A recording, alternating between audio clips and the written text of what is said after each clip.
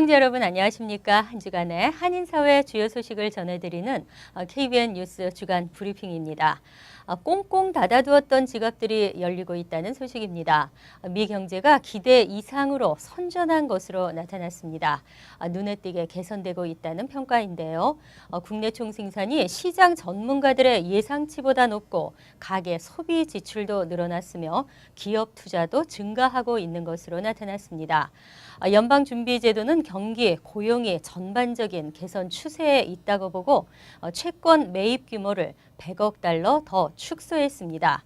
초저금리 제도도 상당 기간 이어가기로 했습니다. 첫 소식입니다. 뉴저지주와 LA에 한인 사기 사건이 발생했습니다. 그동안 사업가로 방송인으로 얼굴이 알려진 김기영 씨는 최근 팰리세이드 파크 시장 후보로 나서기도 해 충격은 컸는데요. 지난 29일 김기영 씨가 사기 혐의로 체포됐습니다. 검찰은 보도 자료를 통해 피해 금액은 최소 50만 달러가 될 것이라고 밝혔습니다. 그러나 실제 피해액은 훨씬 더 클 것으로 보입니다. 금홍기 기자가 보도합니다. 버겐 카운티 검찰이 팰리세이드 파크 시장 후보인 김기영 씨를 오늘 오전 자택에서 긴급 체포했습니다. 김기영 씨는 1급 돈 세탁과 2급 사기 공모 등 총 3가지 혐의를 받고 있으며 현재 버겐 카운티 구치소에 수감 중입니다. 검찰은 김기영 씨에게 25만 달러의 보석금을 책정했으며 해외 도피 우려가 있다며 여권도 압수한 상태입니다. 김기영 씨는 포트리에 E2 웨스트라는 부동산 투자 회사를 설립해 지난 2004년 제주도 중문단지 인근의 이미지 카운티 토지 분양과 중국 심양의 맨하튼 아파트 분양 사업을 한다는 명목으로 투자자들을 끌어모아 2천만 달러가 넘는 돈을 중간에서 가로챈 혐의를 받고 있습니다.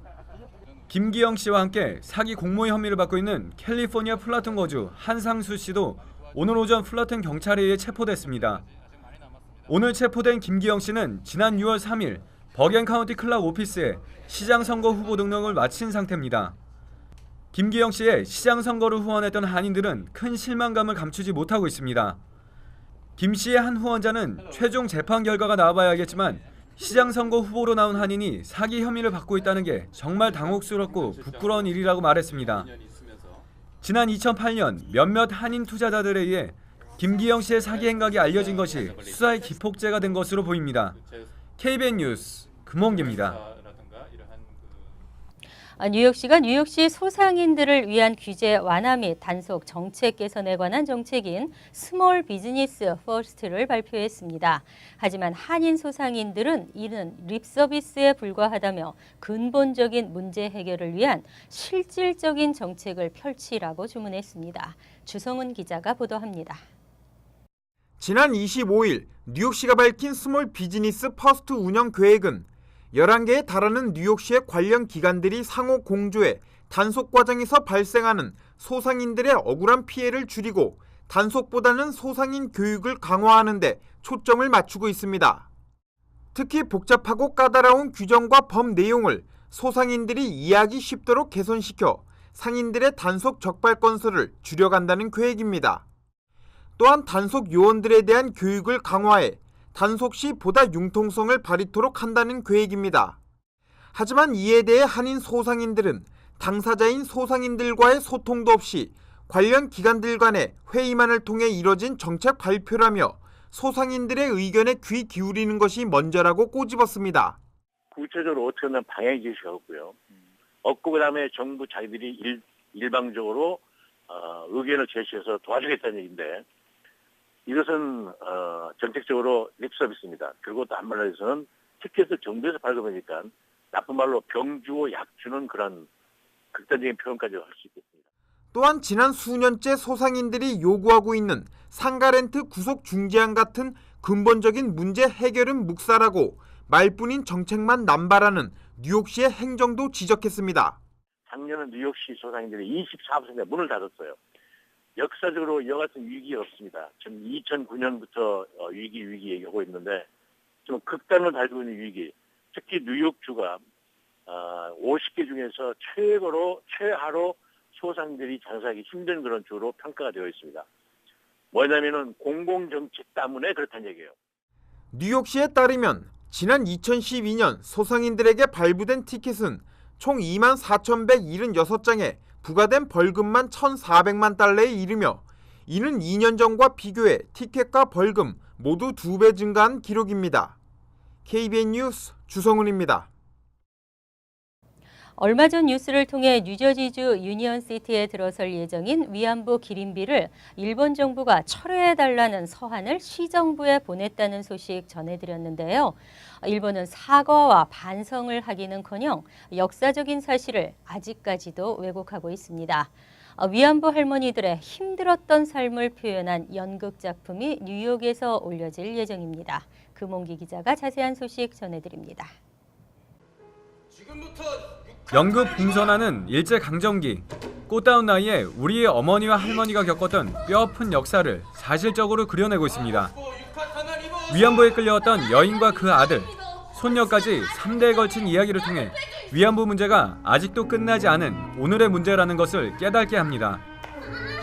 한국에서 정기 공연을 마친 서울시 극단은 광복절을 앞두고 위안부 문제를 미국 사회에 알리기 위해 LA와 시카고, 뉴욕 등 미주 투어 공연에 나섰습니다. 앞으로 미래의 세대들한테 영향을 준다.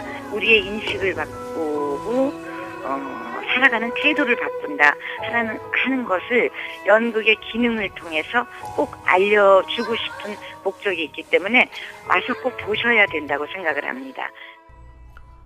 연극 봉선화는 작가 윤정모 씨가 자신의 소설 어미 이름은 조선비였다를 바탕으로 직접 대본을 썼고 구태환 씨가 연출했습니다. 뉴욕에서는 코로나 프레시 메도우 파크 안에 위치한 퀸즈 시어터에서 다음 달 5일과 6일 저녁 8시부터 2차례 공연을 갖습니다. 한국어로 공연은 진행되지만 동시 영어 자막을 통해 한인 2세와 타민족의 이해를 도울 계획입니다. 이 연극이 끝날 때까지 꼭 일본의 사죄를 받도록 이 연극은 전 세계적으로 투어를 다닐 예정이고 지금 중국, 일본, 아시아 쪽에서 많은 런크를 갖고 있습니다. 잊혀져서도 잊어서도 안 되는 우리의 가슴 아픈 과거. 이번 공연을 통해 위안부의 가슴 아픈 기억이 미국 사회에서 재조명되고 일본으로부터 사죄를 받아낼 수 있는 계기가 마련되기를 기대해봅니다. 표도 버리라. 이제 이건 휴지다. KBN 뉴스 금홍기입니다. 팰리세이드 파크 지난 23일 화재가 난 상가의 입주자들이 지난 29일 한자리에 모였습니다. 안타까운 마음을 서로 나누고 위로하며 대책 마련에 머리를 맞댔습니다만 건물주와의 만남이 먼저 이루어져야 한다는데 의견을 모으고 공동 대응하기로 했습니다. 뉴저지 펠팍 상가 건물에 화재가 난 지 일주일이 다 돼가지만 아직 어떠한 해결책도 나오지 않고 있습니다. 이벤트 전문 업체와 디자인 사무실 그리고 소셜 상담 사무실 등 답답한 세입자들이 오늘 한자리에 모였습니다. 이들은 먼저 건물주의 무성의한 태도에 실망감을 나타냈습니다. 정확한 해결책 제시는 못하더라도 일의 진행 상황을 알려 피해자들을 위로해야 한다며 조속히 건물주와의 만남을 주선하기로 했습니다. 세입자 A씨는 이번 일을 통해 테넌트 보험에 가입하지 않은 세입자는 어떠한 보상도 받을 수 없다는 것을 알았다며 하지만 이는 계약 시 주인이 알렸어야 하고 또 영세한 사무실이 일일이 보험에 가입할 수도 없는 일이라고 말했습니다.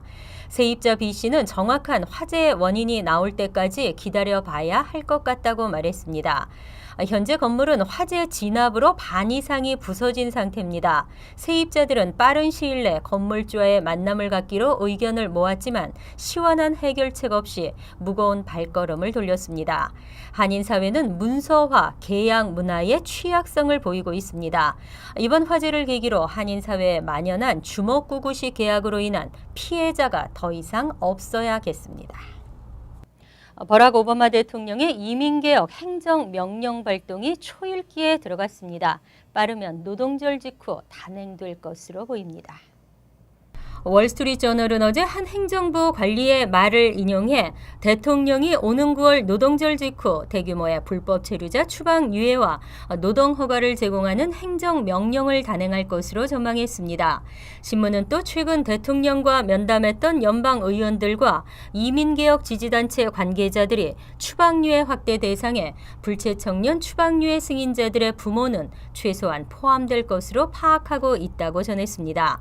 현재 논의되고 있는 불체자 구제 방안 가운데 가장 설득력을 얻고 있는 것은 시민권자나 드리머 자녀를 둔 불체 부모들에 대한 추방 유예입니다. 이 경우에는 1,100만여 명으로 추산되는 전체 불체자의 절반에 가까운 500에서 550만 명이 혜택을 보게 됩니다. 성인 불체자들에게도 2년간 추방을 유예하고 노동 허가를 발급하게 됩니다. 또 긴급 구제라는 임시 입국 허가 제도를 이용해 불체 기록 때문에 3년 또는 10년간 미국 입국이 금지된 가족들을 구제하는 방안도 포함될 가능성이 있습니다. 현재 대통령의 행정명령 발동은 사실상 결정됐으나 백악관은 공화당의 소송을 염두에 두고 최대한 방어할 수 있는 법률적인 검토를 하고 있는 것으로 알려졌습니다. 오는 9월 새학기부터는 아침이 한층 더 바빠집니다. 상당수 뉴욕시 공립학교가 수업 시작 시간을 앞당겼기 때문인데요. 벌써부터 학생과 학부모들의 불만의 목소리가 터져나오고 있습니다. 1,700여 뉴욕시 공립학교의 30% 정도인 450여 곳이 등교 시간을 앞당겼습니다. 현재 대부분의 공립교는 오전 8시 40분 전후가 등교 시간이었으나 변경된 일정에 따르면 9월부터 오전 8시 정도가 등교 시간입니다. 이로 인해 부모들은 자녀 등교 준비가 복잡해지고 어린 학생들의 경우 생활 리듬이 깨질 수 있습니다. 특히 맞벌이 부모나 집에서 거리가 먼 일부 특수학교, 영재학교에 등교해야 하는 자녀를 뒀을 경우 부담을 안게 됐습니다. 이와 함께 학교 시간도 40분 정도 앞당겨지게 돼 맞벌이 부부의 경우에는 방과 후 학교 등 자녀의 오후 위탁 일정도 재조정해야 합니다. 공립교 등교 시간 조정은 지난 5월 뉴욕시와 교사 노조가 합의한 고용 계약에 따라 이루어졌습니다.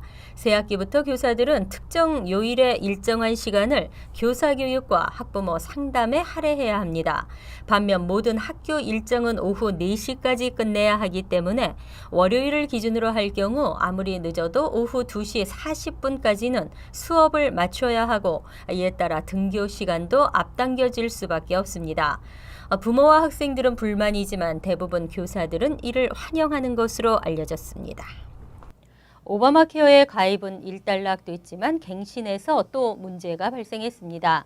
자동 갱신 옵션을 선택할 경우 내년에 보험료가 큰 폭으로 인상될 수 있다는 지적이 제기됐습니다. 가입자가 직접 업데이트하는 편이 좋다는 조언입니다. AP통신은 어제 보건복지부가 최근 800만 오바마 케어 가입자에게 제시한 건강보험 자동갱신 옵션을 가입자가 택할 경우 가입자의 보험료 부담이 크게 늘어날 수 있다고 보도했습니다. 오바마 행정부는 가입자가 매번 보험 계약을 갱신해야 하는 번거로움과 지난해와 같은 웹사이트 트래픽 문제 발생을 피하기 위해 자동갱신 옵션을 도입했습니다. 하지만 시스템이 정부 보조금 액수를 산출하기 위한 가입자의 정보나 보험 플랜 정보의 자동 업데이트 기능을 갖고 있지 않아 자동 갱신할 경우 전년도 정부 보조금과 같은 액수를 적용하게 됩니다. 여기에 건강보험사들은 내년 보험료 평균 요청 인상률이 12%에 이르고 20% 이상 올리겠다고 신청한 곳도 여러 곳 있습니다. 자동갱신 옵션을 택할 경우 가구소득의 변화를 반영하기 어렵고 특히 가구소득이 감소했을 경우 정부 보조금인 세금 크레딧이 늘어나야 하지만 이를 반영하지 못하는 문제가 발생합니다. 뿐만 아니라 보조금 신청에 감안해야 하는 연령, 가족 구성원, 거주 지역 등의 변화도 감안되지 않기 때문입니다. 이와 관련해 보건복지부 대변인은 가입자가 직접 업데이트할 것을 권했습니다. 장기 기증자를 애타게 기다리는 환자들이 많습니다. 이들의 약 10%는 벌써 5년째 기다리고 있습니다. 지난해 뉴욕주에서 장기 기증을 기다리다 사망한 환자는 500여 명이 넘는 것으로 알려졌습니다. 장기 기증만 받으면 살 수 있는 많은 이들이 안타깝게 숨지고 있습니다.